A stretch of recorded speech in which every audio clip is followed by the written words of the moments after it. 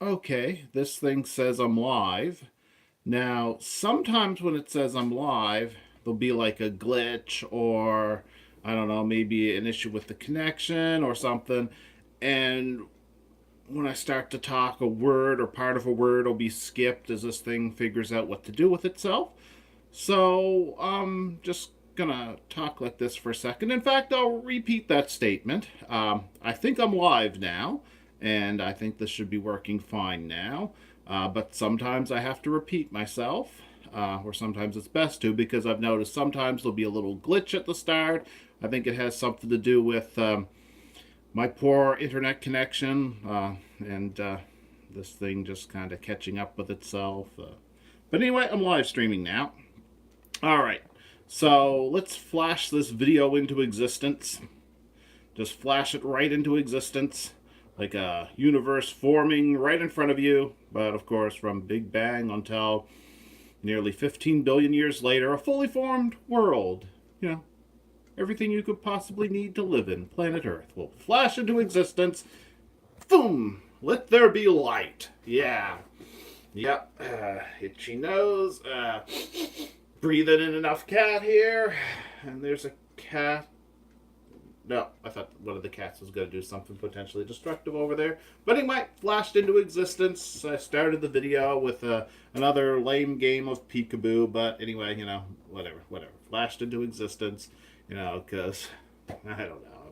I'm trying to do an intro. It's live, and I don't have the technology to do the usual intro. So, like I often say, whatever, just flash the video into existence, and there we go. What a lazy way for me to start the video, but boom, and there we are. There we are. And yeah, of course, not gonna. No, none of my usual animated intros. No flying cars, but or well, maybe one flying car. There we go. There we go. There we go. That's the flying car for the intro. It's not creating the logo, but whatever. Flying car. Here we go. Yeah. There we go. It's an Autobot Cobalt. Well, it's kind of a Cobalt. It's not quite a Cobalt. It's kind of like an Autobot Cobalt. I mean, the front of it is very Cobalt or Cavalier-like. It's better off being a Cavalier than a Cobalt, because the General Motors J car was pretty durable, nice and comfortable. The Cobalt, don't have as much experience with the interior of the Cobalt. The last few years of the Cavalier and its twin, the Sunfire, I found the interior was like everything wasn't the same size, but it felt cramped somehow. But it's like an earlier one. I don't know if it was that the seats were cushier or something. You felt lower and it felt like you had more room because you're more comfortable. I don't know what it was, but they did a bad job of feng shuiing the Cavalier and the Sunfire in their last couple of years of existence. But I got the impression the Cobalt wasn't quite as comfortable as a Cavalier, but I don't have enough experience with the Cobalt to really say. I'm pretty sure the Cobalt and its General Motors Delta platform vehicles were not as durable as the J cars. So there we go. There's our flying car intro, and it's an Autobot. We'll say it's part Cavalier, part Cobalt, because they look kind of similar. It could be a Monza. It could be an old Chevrolet Monza. The front end of it is kind of like the Cobalt and some of the Cavaliers. And from the side, it's a lot like a Cavalier or a Cobalt Coupe, or even a Chevrolet Monza. And then the back you have taillights. I think the taillights might be more like the Monza, actually, the old 1970s General Motors H car, or the H Special car. The plain H car was the Vega, and the Vega sucked. I mean, I don't have personal experience with it, but the Monza was a really cool looking vehicle. I don't have a lot of experience with them, but man, they were an awesome looking car, the Monza. And if you get it, I mean, back then things were harder on gas, but I'm sure the 4-cylinder motor would have been fine. You could get them with V8s, but that just seems absurd to me, but whatever. But the taillights, those aren't Cobalt taillights, But, this one has an oversized rear phase cannon, so, whatever. But anyway, flying car intro. That's a lazy intro, and holy crap, how much time did I kill on that? Yeah, assuming I don't lose power, because in this mystical land where the power company lets the trees grow up around the power lines, and sometimes storms, and you lose power for quite some time. Not only would I suddenly be in the dark, um, but I'd also lose Wi-Fi because the Wi-Fi adapter. The phone lines don't very rarely lose the phone lines. Granted, the internet connection is connected to the phone lines. It's not dial-up, but the phone lines. It's like the telephone company takes care of those things. Hardly ever have a problem with them. Sometimes happens, but compared to the power company, it's like a bird defecates on the lines and the power's out. It used to be worse. About a decade ago was probably at its worst. In the 80s and 90s, you might lose power about once a year for a little while, usually in the winter. Some sort of incident would happen, you'd lose power. Then the 20-0s, it's like you could have a week where the power would be out like 3 times in a row. And I remember it wasn't even storming coming home and somebody say, "There's no lights." And I was drowsing off in the passenger seat of the car, and I was like, "What? Talk about the car? What? Did the indicator lights go out? Did the dash light? What? What?" And I realized, the street lights. We were hitting home, and it was just dark enough. The street lights should have came on, but they didn't. And then we knew when we got home, no power. So this video could end prematurely if the power goes out. So I'm not false advertising a video where I'm rambling on about Star Trek Canon and Star Trek Prime and whatever, but not false advertising, just malfunctioning if that happens. Just lose power. It could happen. It could happen. Though it's not storming that bad at the moment. Yeah. Just saying. Yeah. Anyway, talking about... Well, this was something that came up. I saw the video Midnight's Edge did a video, and they basically talked about. Didn't really seem like anything I didn't already know, but it was an interesting video, and I like Star Trek, so mourning over its abused body in the grave, it's kind of like. It's kind of like Star Trek's kind of dead, and it's like you see Star Trek on the TV now, and it's kind of like visiting the grave, to give it a little bit of respect. You see the name Star Trek, you want to go and give it your respect, but there's CBS just abusing the corpse, just smacking it up, smacking its already dead head with a phase pistol or a phaser and. Kicking the corpse in its genitals, slapping it in the face, it's already dead. It's dead, but CBS just keeps beating on it. That's Star Trek now. And I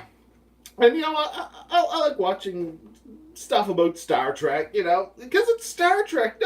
Star Trek's Star Trek. It's Star Trek is Star Trek, and that just says it all. Star Trek is wonderful. CBS, might be beating its corpse around, but so there's like not necessarily everything that happens to Star Trek is obviously good, but yeah. So I watched the video, I know Egotastic Fun Time did a video discussing like the Midnight's Edge thing that they brought up, and basically. It's nothing we didn't already know. There's a lot of licensing deals have been going on with Star Trek Discovery and the new Picard show, which is rumored or theorized to be called Star Trek Destiny, which Star Trek Destiny was a perfectly fine series of novels. So the title's already been used. I actually really liked those books. Gave an origin story for the Borg, had some time travel in it. It connected. What they did was that there was a reference to the loss of the NX-02. Somehow, whatever happened to the ship when it went missing, it ended up in the Gamma Quadrant. It was recovered in the Gamma Quadrant, according to a source that is very beta canon. So beta canon, it's on the edge of being gamma canon. But a non-canonical source, but licensed. one of the Star Trek calendars, had a picture of the remains of the NX-02 being found in the Gamma Quadrant, being recovered by, people from Deep Space Nine. And, well, it's kind of cool. It combines two of my favorite things, Star Trek Enterprise and Star Trek Deep Space Nine. And the NX-02 was one of my favorite starships. I would have loved to have seen more of that ship. I loved the story arcs it was involved with, but nonetheless, it was an interesting idea that the final resting place of the NX-02, it went missing and somehow ended up across the galaxy. So, anomaly or something, got that thing lost far, far away. Its final mission, its final voyage must have been something pretty freaky, according to that calendar. And at that point, I think Enterprise was probably already canceled. So, yeah, it's not like they had to worry about contradicting canon, because there was no more canon, no more canonical materials, no more alpha canon as it's known in Star Trek. The online resources where people discuss canon, canonical Star Trek, is known as Memory Alpha, and that's generally considered to be alpha canon. Memory Beta is set up for the apocryphal, if I pronounced that correctly, apocryphal or non-canonical materials, but it's licensed and sometimes influences Star Trek canon, and as such has been labeled as beta canon. So alpha and beta canon, and and this novel basically told the story of how the NX-02 ended up in the Gamma Quadrant, but it also told of how the crew ended up lost in time, involved with an alien species. I believe their name was pronounced Kaliar, and involved with the origins of the Borg, which sounds a little too epic to make a good story, like it's almost overblown. But it was actually a really great story. I actually really liked it. And while it had one part of the story was taking place in the past, they were tying it to a future by Star Trek standard story, which was taking place well after Nemesis, well after Voyager. Well, Nemesis was after Voyager got back. But after all that, you had like the Enterprise E, and you also had Captain Esri Dax on the Aventine, I think was the name of her ship. Man, it's been too long since I read that book. Well, a series of 3 books. I really liked that story. A big book series, whatever. I liked it. I think there was even like a Rush quote in it, because the guy who wrote the story loves to sneak little Rush quotes in there.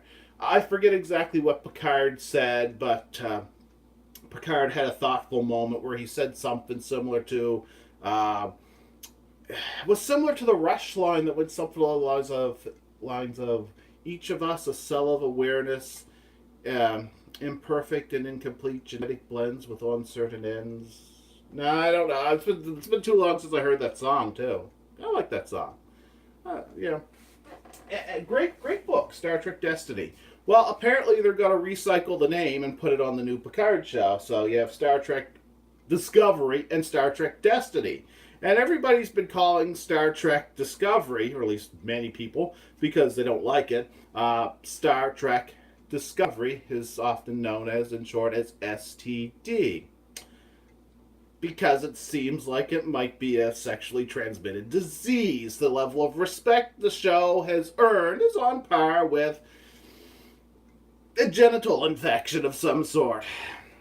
And yeah, I think STD would be a fungal infection. The Star Trek disease appears to be a fungal infection, the spore drive.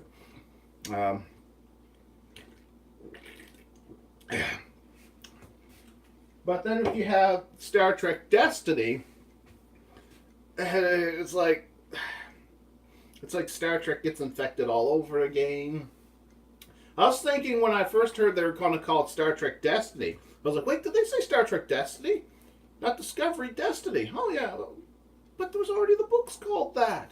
And I was like, well, here we go, another STD. This time it's going to be Simplex 2. Yeah. The first one was STD Simplex 1. We can call the second one STD Simplex 2. Yep. It's a gross thought, but Star Trek's been produced in a gross manner, so it works. It sucks, but it works. Uh, so anyway, yeah, the new Picard show, and but anyway, what was being discussed that I was trying to bring up, but my 15 minutes of rambling seems to have prevented me from getting very far with it, was that basically you have Star Trek canon, which was, it didn't really require complex licensing. But even back then, you had apocryphal materials, non-canonical materials, or whatever, such as books and comics that were created through licensing. And well, that was great. That was fun, and you knew what was official. That the TV shows were official. At one point, the animated series would have been considered canonical. Some people still consider it canonical, really shoehorning it into the same universe as the Star Trek motion picture and the Next Generation. I don't consider very workable. But that said, I do like the animated series. There's some episodes of it that kind of make me glad it was decanonized. Uh, I don't know if I've spent so much time rambling, but should I really get into. I'll put it this way: there was one universe that was reverse time universe where people came to life when they were old, and apparently they must have died by crawling up inside their mother. And you know what? The episode with the reverse time universe. I mean, it's probably best I'd ever explain that too much, but there was the cycles of life were reversed and very disturbing. It was the episode that actually introduced Captain Robert April, so it definitely influenced canon. A lot of the guidebooks said that the backstory of Planet Vulcan was from yesteryear. The animated series episode was considered canon, but they weren't considering the actual overall episode of yesteryear to be canon. If you can understand that, if you watched yesteryear, you'd understand how it explained a lot about Vulcan culture, and life on planet Vulcan. It was a great episode. I actually had a few issues with how time travel was used in that episode, how it kind of looked like it was a predestination paradox, which is not necessarily my favorite type of paradox. Excuse me. But then it was like, but the timeline was changed, but it was kind of an awkward thing. But, but yesteryear was some pretty good storytelling written by DC Fontana. And yeah, I shouldn't have talked about Star Trek the Animated Series because I got rambling off on a sidetrack about it. But in the past, Star Trek was kind of made consistently. Everybody had issues at some point or other with something that Star Trek did. For me, at the time, when I first started watching it, I noticed inconsistencies between how Next Generation and the original series referenced the past. And I also had a few issues with what Voyager did. There's some people online who are very loud and outspoken that had issues with Enterprise, which I did not share those issues, but some people had them. I Deep Space Nine, one of my favorite TV shows, definitely Deep Space Nine, but if you watch Best of Both Worlds, and you realize that little things like, if there was any escape pods or any vessels that could have rescued anybody from that battle on the side of Starfleet, the Enterprise, that should have been a major plot point when the Enterprise was approaching the battlefield.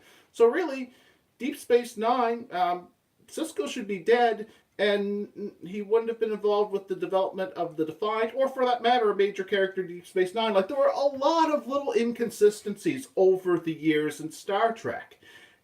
And but for the most part, it was all part of the same creative process. The first 6 movies had a lot of the same people involved with them. Next Generation, through Deep Space Nine, Voyager, and Enterprise had a lot of the same creative team. And and this was your this was your canonical Star Trek materials that the books and comics tried to replicate.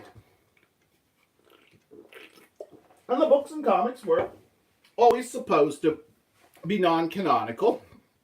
Though I do remember, and this was after it had been published, I had been hearing that at one point, one of the Star Trek Voyager novels, when the show first came out, was supposed to be treated as canonical material because there was so little material about the show that this book, they wanted to get some backstory out there.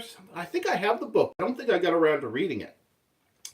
And that they were considering one novel as canonical at one point in time, but then later episodes of Voyager contradicted the book anyway. So there's that. Like some of the guidebooks, like the guidebooks themselves were never referred to themselves as canonical, but they tried to be as close to canonical as possible. One of the things that actually bugged me about First Contact is a lot of the licensed materials gave a specific date for First Contact. And it was I think it was the Star Trek chronology first estimated when First Contact should have taken place, the exact year. And a lot of materials tried to reflect that. You'd see that in novels and comics, especially novels. And then when they actually came out with the movie, they changed the date. They were loosely inspired by the date, but they changed it by, I think it was like 3 years. And I remember watching the movie and thinking, if they just left that the same, like all this licensed material that has already referenced it would still be accurate. Why did they have to change it? But they did. I mean, there's little glitches along the way. But nothing has been as inconsistent as Star Trek. Nothing has been consistently inconsistent as Star Trek Discovery. And Star Trek Discovery has been created through a series of licensing. Now, I consider Star Trek Discovery to be a series of bad moves, bad decision making, bad writing, just bad. I actually don't dislike it as much as Star Trek 2009. Star Trek Into Darkness. I keep thinking about Star Trek Into Darkness. It's like, whenever I think of how bad Star Trek 2009 is, because as absurd as Star Trek Into Darkness was, I always feel like it was a more watchable story, that it doesn't feel like something that was just hacked together to merge a bunch of ideas that fit together like a jigsaw puzzle that was never meant to be put together. That bad metaphor. I didn't script this. I'm just basically. I always. It's like, as a whole product, I tend to think of Star Trek 2009 as extraordinarily bad and painful to watch. While Star Trek Into Darkness feels more watchable. But that said, then you get to the part where they use Khan's blood as resurrection juice, and it's like, like those two movies to me were just really bad. But they were generally considered to be canonical. A separate timeline, but canonical. Like, for example, something that happens in the mirror universe isn't happening in the regular universe of Star Trek, but it's still canonical to the Star Trek multiverse. And for the most part, people thought of, the Star Trek, which is now known as the Kelvin universe, the movie universe, as being canonical, but just a separate universe. And it was created through a series of licensing. And then you have Star Trek Discovery, which the inconsistencies of Star Trek Discovery are even more noticeable because they claim it was the Prime Universe. The term Prime Universe first came into existence with the movie. Spock from the original timeline, or what we are supposed to perceive as the original timeline, is known as Spock Prime.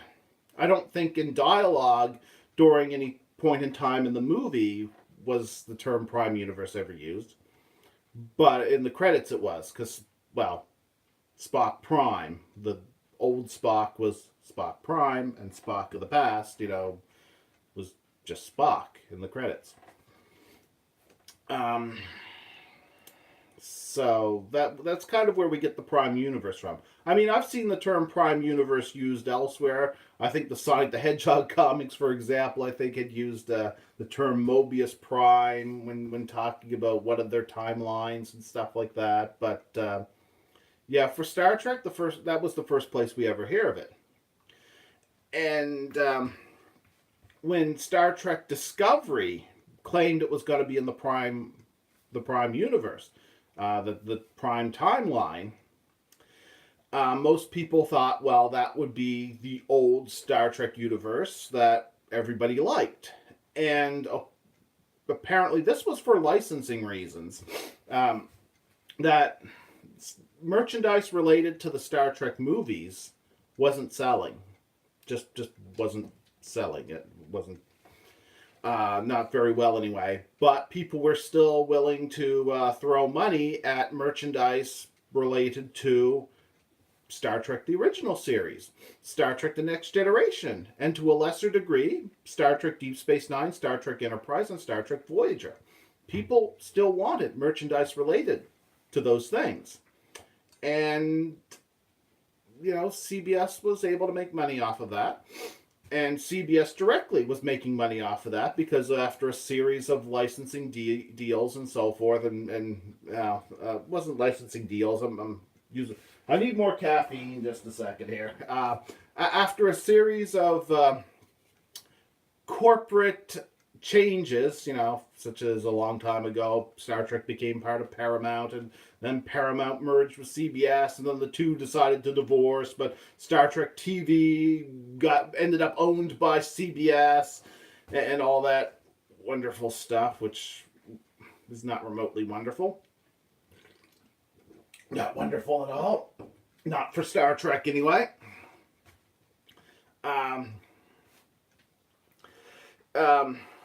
I don't even know where I was going with this, but anyway, basically,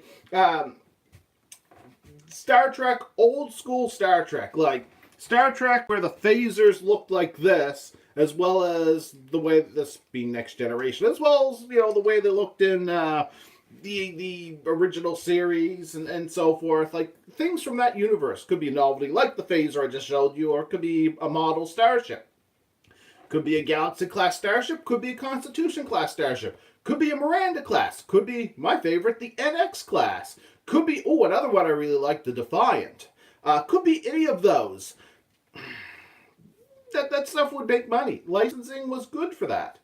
Something that looked like, I don't even know if they called it the Constitution class, but the substitute for the Constitution class that they had in the Kelvin universe of the new movies, like that version of the Enterprise, people just weren't interested in forking out money for that.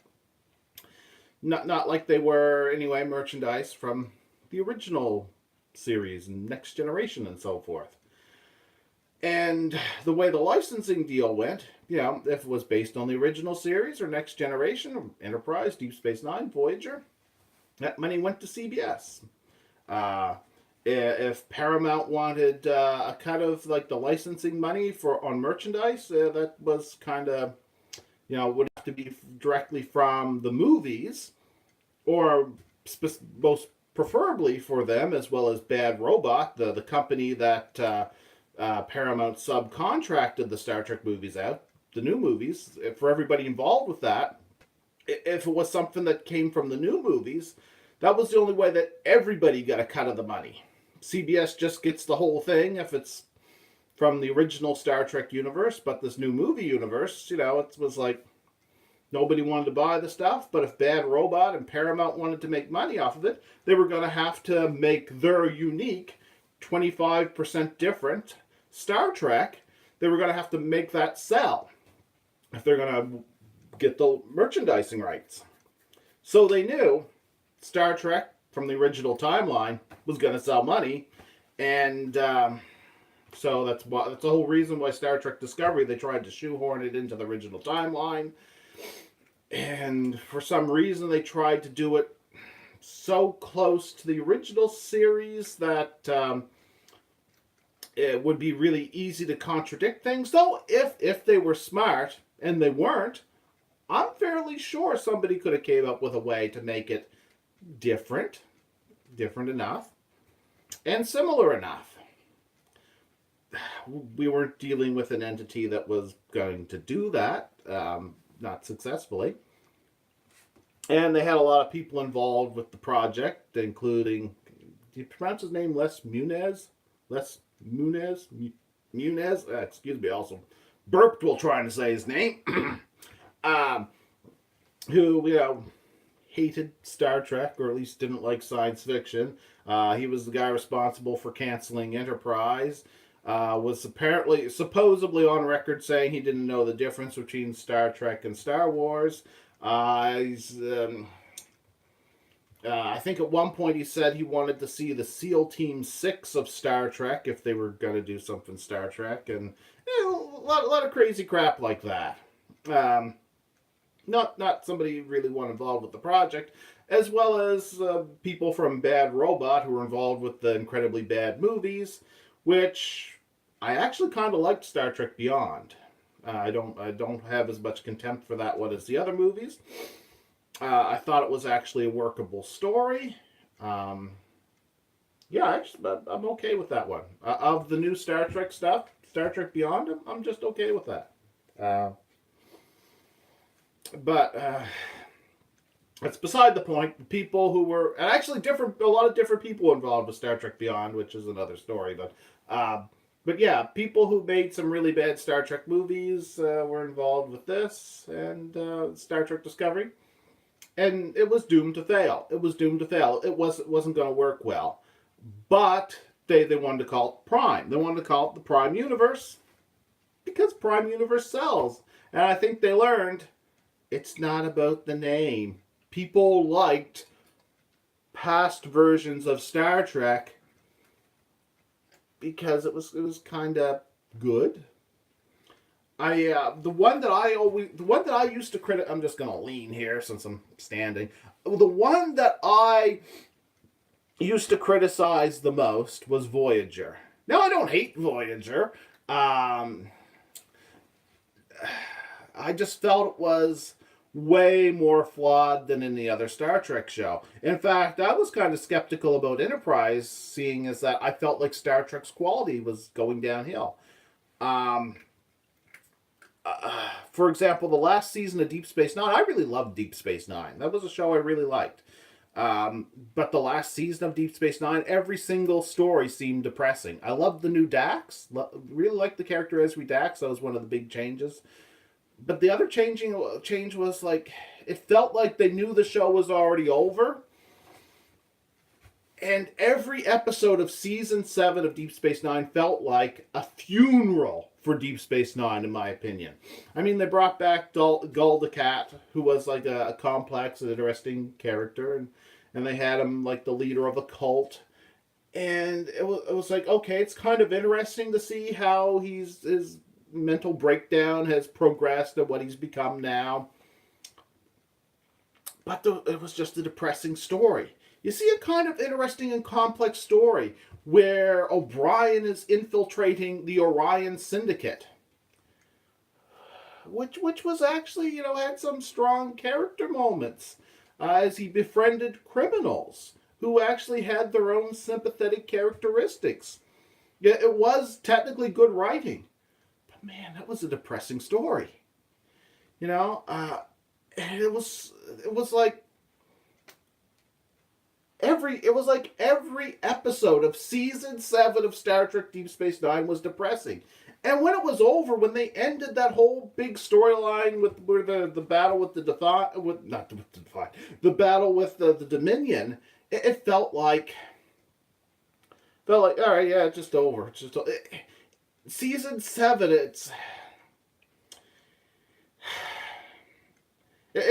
like they already blew their load and they just kept stroking. It was like,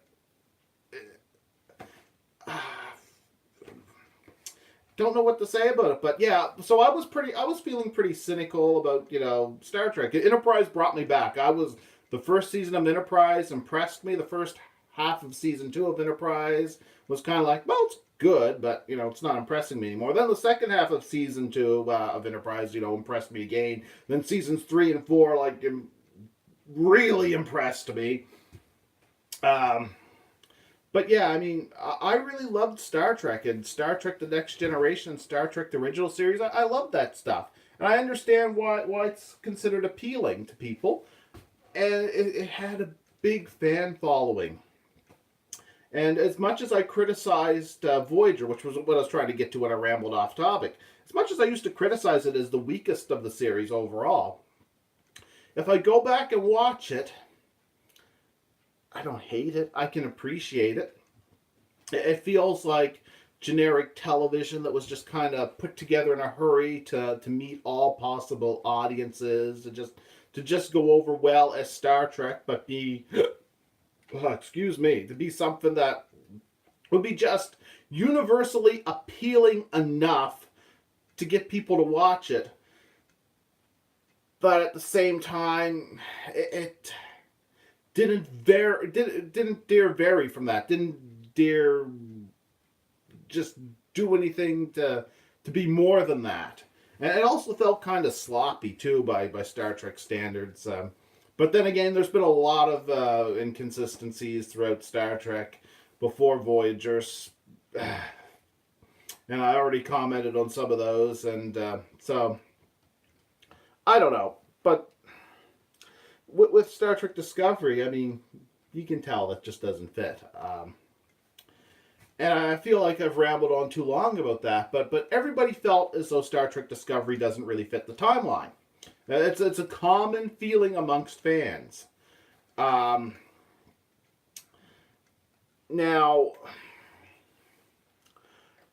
I know I can't remember exactly what I said. Maybe I said something along this line when I did the episode or the video where I talked about how it's been announced there's going to be a Picard TV show, which was the same video that I talked about how it's rumored or announced that there might also be a TV show based on Elf, which that could be cool if you get the right people writing it. If you get the wrong people writing it, it could be like Star Trek Discovery. And that a lot of why they're doing what they're doing, making stuff that takes place in the prime Star Trek universe, and then making it different and inconsistent, is that licensing, and that the Picard show is rumored to be going to be like actually dealing with the fact the timeline is changed, and that everything we've seen in past Star Trek Enterprise, original series, Next Generation, Deep Space Nine, and Voyager will have happened in this universe, but be a little bit different. It won't be quite the same universe.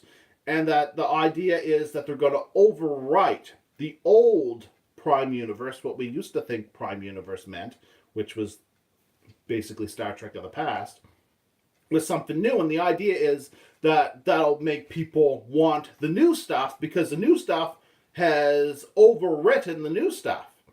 To which my attitude is like, no, we want the old stuff because it was good. We liked it. We don't like the new stuff because it's not good. Not only does it not fit in with Star Trek, but it's just not good. So, they're basically screwing things. They're basically making it worse by trying to overwrite Star Trek with this stuff that has Star Trek in name. But it's like, if they're so determined to call this the Prime Universe, fine, call it the Prime Universe. But then what we want from Star Trek would be the old universe. Doesn't matter if you call it the Prime Universe or not. They want to call this the Prime Universe. Let them call it that. But what we want from Star Trek is not what they're calling the Prime Universe. I know I've made that comment, a few things along that line in the past. Some of them might have been some of the long, rambling video logs that I did, kind of like this, the live video log. So I'm not really sure exactly where to quote myself, but I know I've made that comment. It's like, Star Trek Discovery doesn't really fit the Star Trek universe, but if they want to call it the Prime Universe, then fine. Call it the Prime Universe, but what Star Trek fans want is the old Star Trek universe, not this Prime Universe. Let them have the name. Let baby have its bottle. Let them call Discovery the Prime Universe if they want. Yeah. And that apparently was like the theme of the Midnight's Edge video, was kind of like, things aren't so bad because the Prime Universe is, what they're calling the Prime Universe is basically what's the Prime Universe to the Kelvin universe, But it's obviously an entirely different universe than what's known as the canon universe. So they talked about what was canonical Star Trek, and that this new Star Trek is just licensed material. So the new Kelvin universe and the Prime universe are not the canon universe. Which I kind of had that thought anyway. That, if it's inconsistent enough, it's just not the same universe. And it doesn't really overwrite anything. They already established that time travel like this should create a whole new universe, so whatever tampering they did with the timeline, the old timeline's still there to be revisited somehow. And basically, I mean, this new stuff could be ignored in the future anyway, possibly, but it's still not what Star Trek fans in general want from Star Trek. So that video, those statements, are on par with basically what I thought was going on anyway. They're trying to create a whole new Star Trek universe. It's not the old universe. In fact, the thing about the Kelvin universe, the only good thing I could think of the Kelvin universe, other than the fact I thought Star Trek Beyond was all right, even though the original Star Trek movie in that timeline, as well as In the Darkness, I thought were horrible. I was okay with Beyond. But one thing I kind of liked about that was, even though it was an alternate timeline, it's still, the timeline split was after Enterprise, so at least I could call it an alternate sequel to Enterprise. It's not really the follow-up I would want. I'd rather follow Enterprise to the original series and Next Generation and Deep Space Nine and Voyager. But, as an alternate future, at least it's kind of a sequel to Enterprise. There's like a little model of the NX-01 on somebody's desk and stuff like that. And reference to Admiral Archer. With Star Trek Discovery, it doesn't feel like it could possibly be a sequel to Enterprise. For various reasons, I was tempted to comment certain things about the Klingons and Klingon culture and so forth, but it's like numerous. Even the mirror universe doesn't seem consistent with the mirror universe as portrayed in Star Trek Enterprise, the original series, and Deep Space Nine. So, I mean, I already had this thought, and I'm going to continue with that thought in a moment, for I've been sustaining myself with an energy drink, so I am going to keep the video somewhat active by, let's see, the most absurd, almost patronizing thing I could do is say, I'm just going to disappear for a second. Got to go fire the phase cannon down the porcelain wormhole, for my bladder is full of caffeinated goodness that doesn't want to stay there, for caffeine makes things move. It accelerates fluids even faster than, whatever.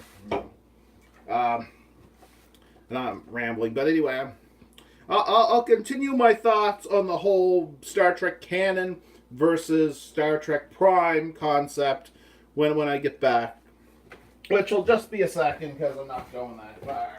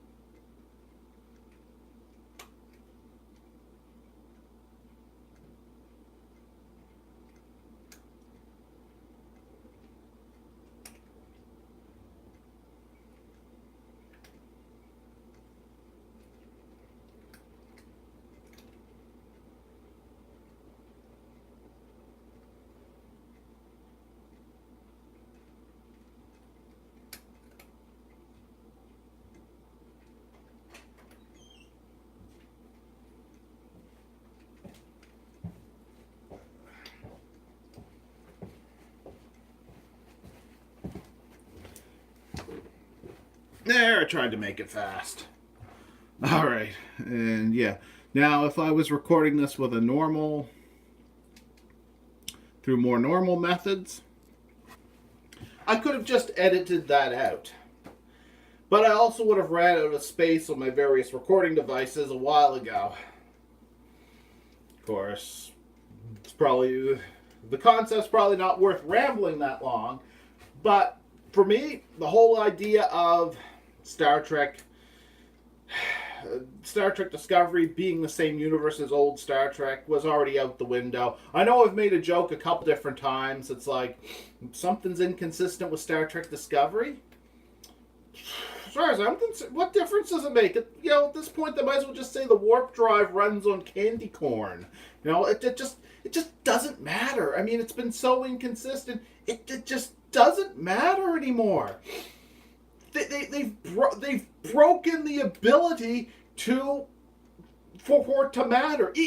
Not just being consistent with Star Trek of the past, even with their self, it's just not that good. But it seems like calling not that good is insufficient. It's like, it's so convoluted. It's so sloppy. I don't know.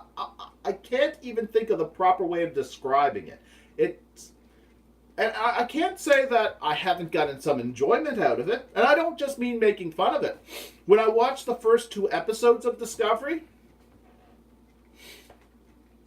ignoring the fact that I thought the character Michael Burnham, did I pronounce her name correctly? I don't know. I'm horrible with names.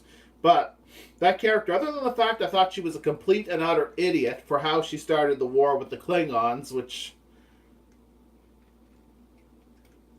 yeah, that was bad. That was bad. That was a major plot point, which really brings the episode down. And there was some stupid stuff at the start, where they were on the planet, but the storm in the atmosphere made it so bad that their communicator signals couldn't get through the storm. But somehow walking a little path in the sand was something the starship could see from orbit, and that came down.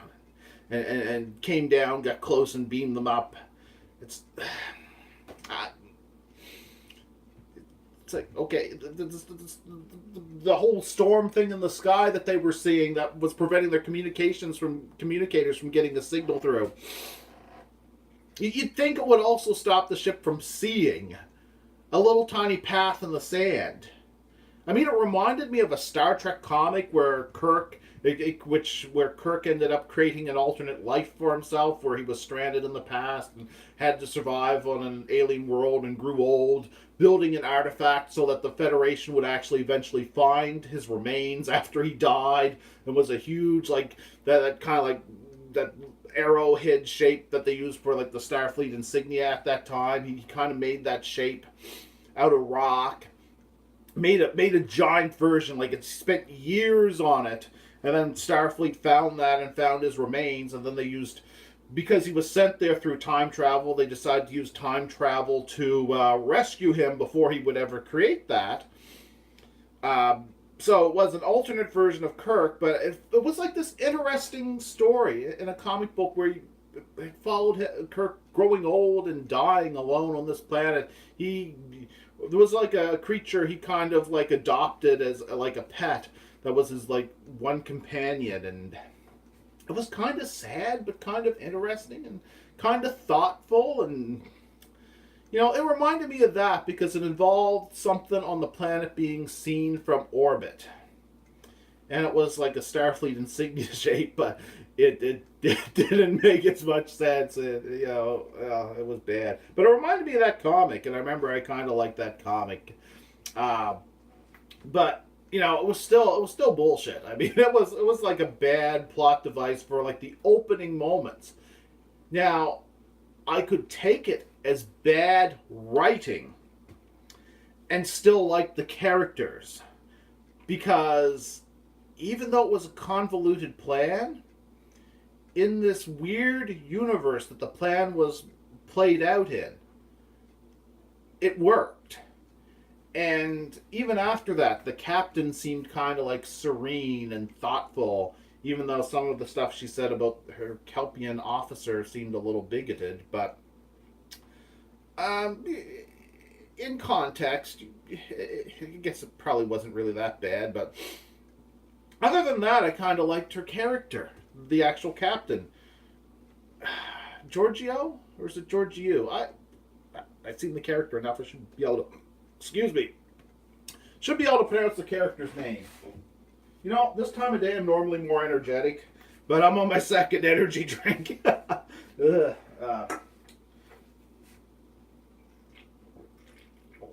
oh, there we go.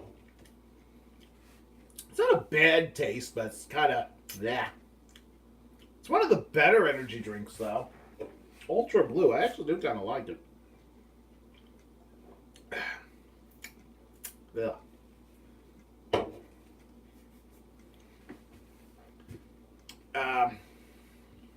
You know, I like that. I also like the Kelpian first officer, Saru.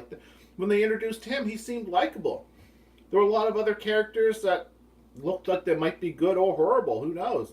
And I loved the ship. I loved how the ship was an older ship. It had both phasers and phase cannons. You know, it was upgraded with phasers. Still had its phase cannons. You know, I like that. Hated the new Klingons. New Klingons were a lame incarnation of the Klingons.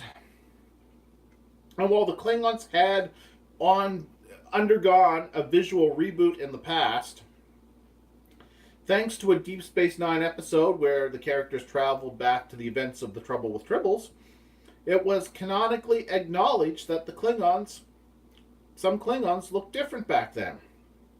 Of course, another episode of Deep Space Nine also brought back some Klingons from that era who currently looked like contemporary Klingons, so whatever the change was back then, apparently would be done, because it was also established that ancient Klingons looked like contemporary Klingons.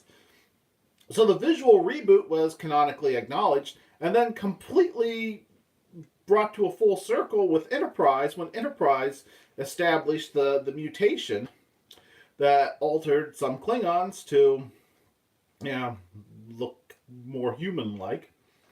So while it was a visual reboot at one time, changing the looks of the Klingons, it became a full circle, went through a lot of details, became acknowledged canonically that it was a change, and then even brought full circle. So to reboot the Klingons again, not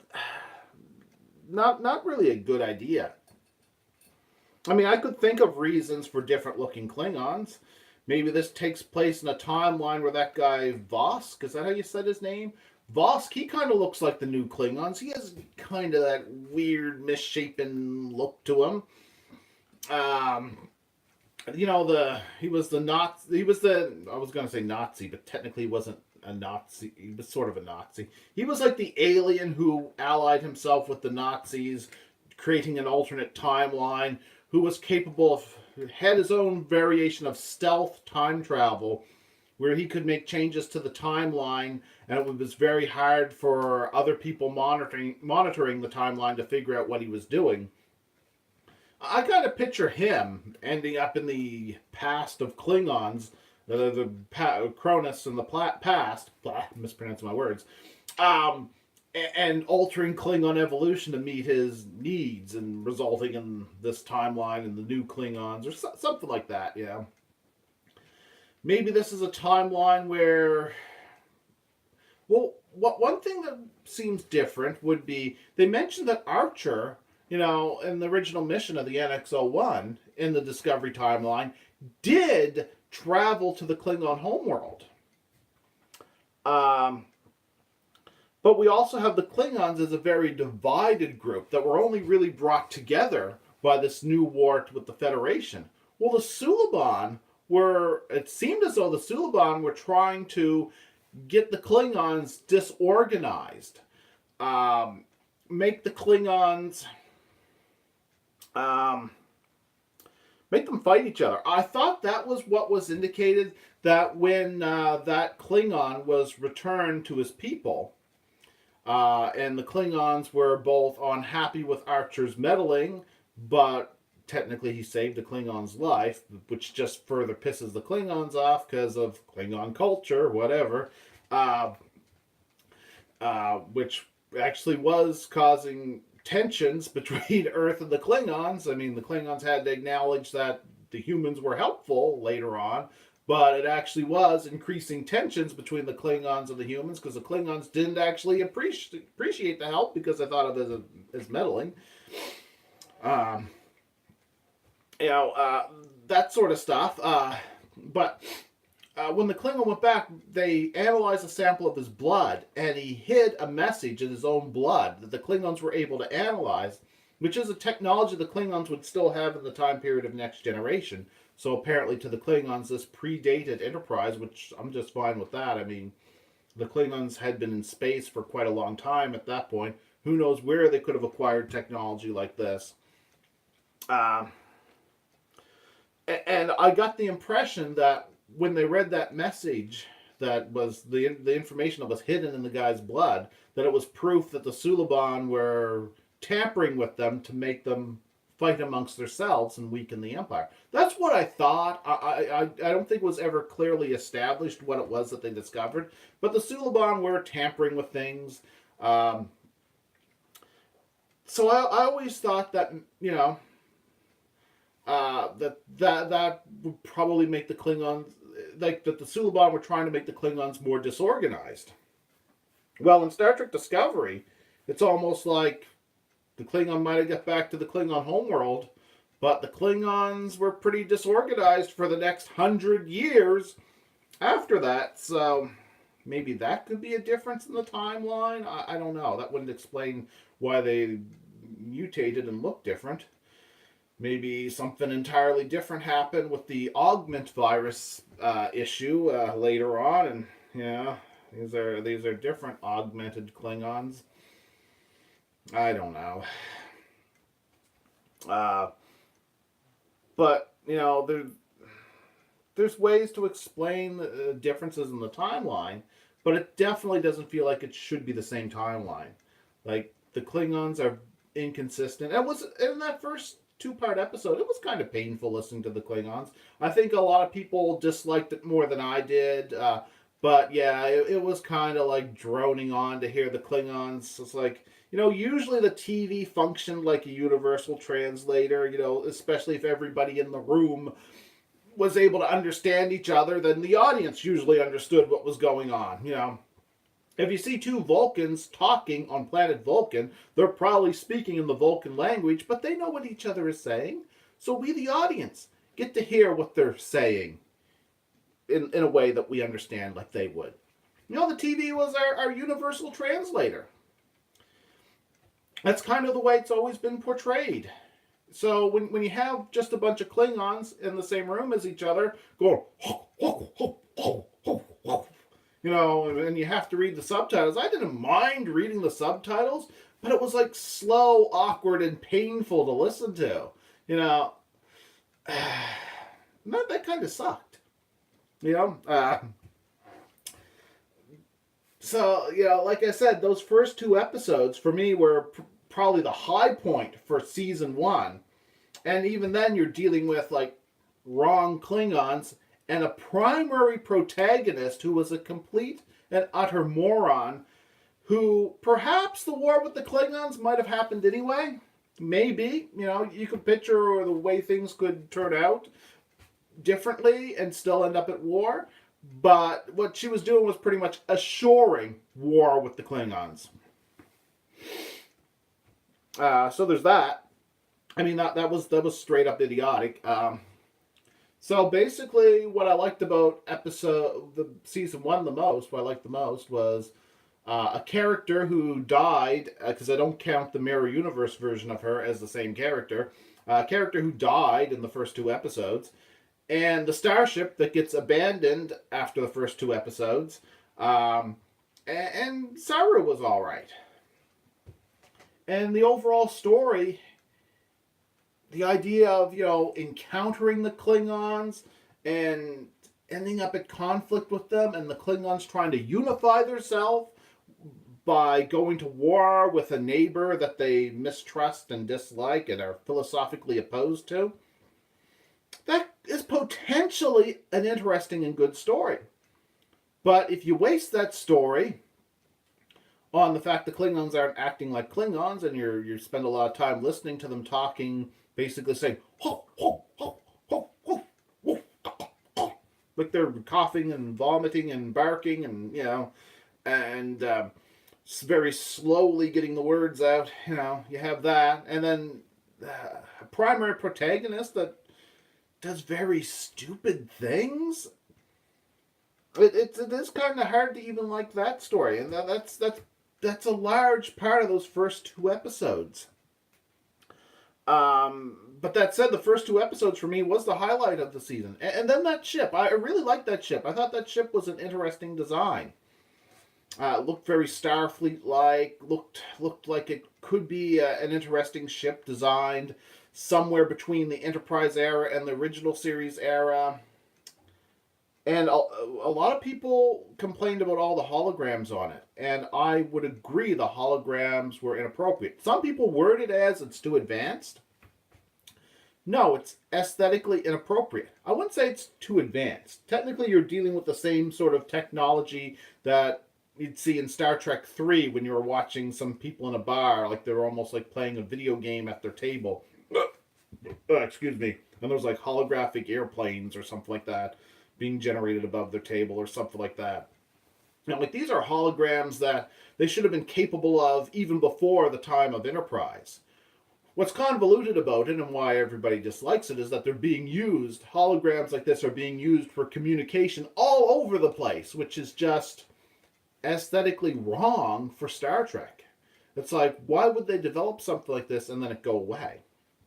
Now, personally, I think it should go away nearly immediately because I view it as convoluted. I mean, if you can just turn around and there's a view screen there and you can talk to somebody on it, that just seems more convenient than having somebody standing in a holographic room where they're being scanned and then somehow it seems like they can see everything that's going on in your room, but then you're seeing them, but it's just them, and they're able to walk around the room and set on stuff, and